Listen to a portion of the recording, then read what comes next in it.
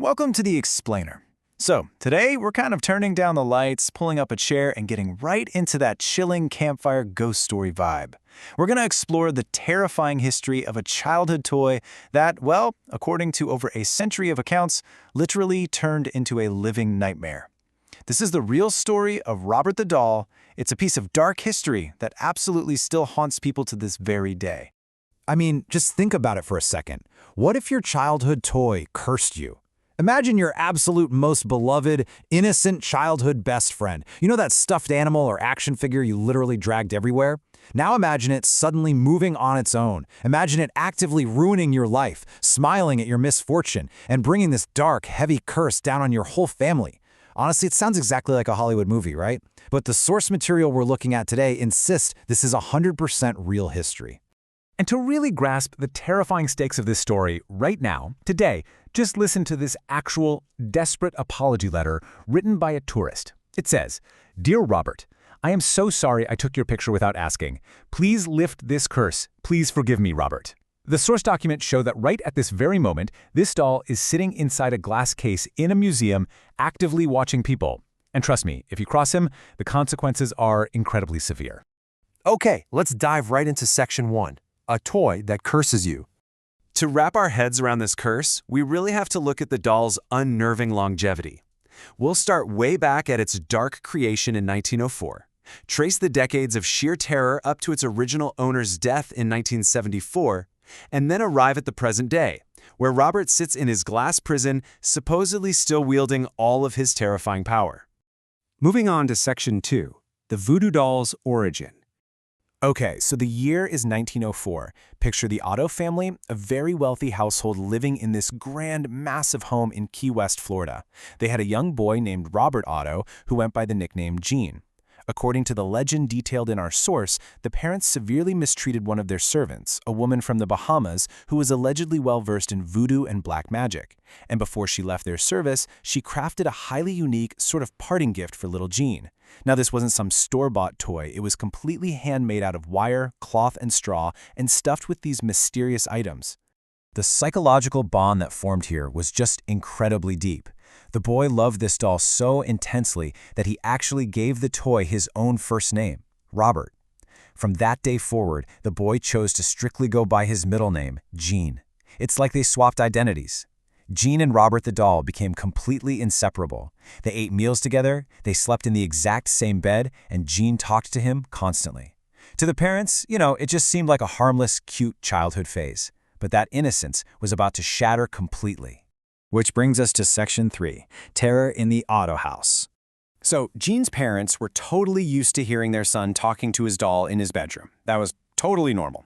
But what literally froze the blood in their veins was walking by that door and hearing a completely different, unnatural, deep, raspy voice answering the boy back from inside the seemingly empty room. From there, the escalation of horrors was just staggering. Servants actually started quitting their jobs, swearing up and down that they saw the doll walking the hallways on its own and giggling. Neighbors even reported seeing the doll moving from window to window when the family wasn't even home. And the nights were violent. The parents would wake up to Gene screaming in pure terror. They'd run in to find heavy furniture just completely smashed and knocked over. And perhaps most horrifying of all, the parents actually witnessed the doll's face physically change from a blank stare into a cruel, mocking smile. That was the moment they realized the doll wasn't just alive, it was malicious. Whenever the parents rushed into that completely destroyed bedroom, they would find little Gene shivering in his bed, pointing a shaking finger at the cloth doll and crying out, "I didn't do it, Robert did it." Now, Gene was punished at first, obviously, but the parents very soon realized their terrified son was telling the absolute truth, and they quickly learned a really chilling reality. Absolutely no amount of wealth or high societal status could protect their family from the psychological destruction that was literally living inside their own home. Let's look at Section 4, a lifelong evil obsession. Eventually, the terrified parents locked the doll away in a dark, dusty attic. But Robert, he just waited. He waited years and years for Gene to grow up, travel to Europe, get married, and eventually inherit that big old house. When Gene moved back in as an adult, his childhood obsession returned with an absolute vengeance. He literally built a special room in the attic just for Robert, complete with miniature furniture, and he even demanded that his dinner guests speak directly to the doll. Now, in stark contrast to Gene's obsession, his wife Anne was terrified. She felt this radiating evil energy from the doll and constantly begged Gene to get rid of it. But Gene angrily refused, calling Robert his oldest friend.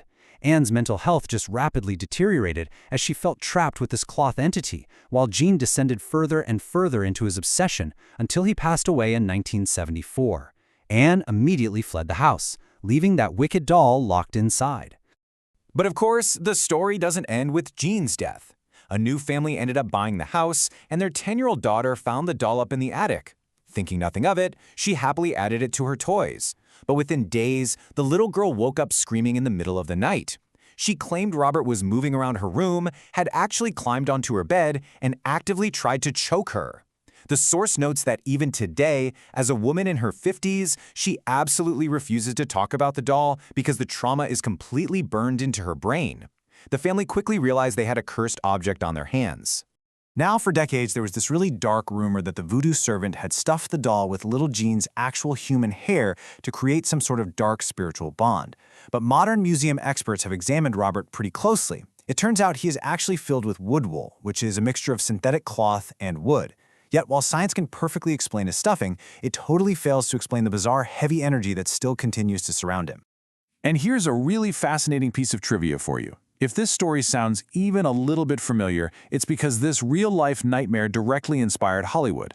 Don Mancini, the creator of the famous Child's Play movie franchise, openly admits that the terrifying real-life legends of Robert the Doll heavily inspired his iconic horror character, Chucky.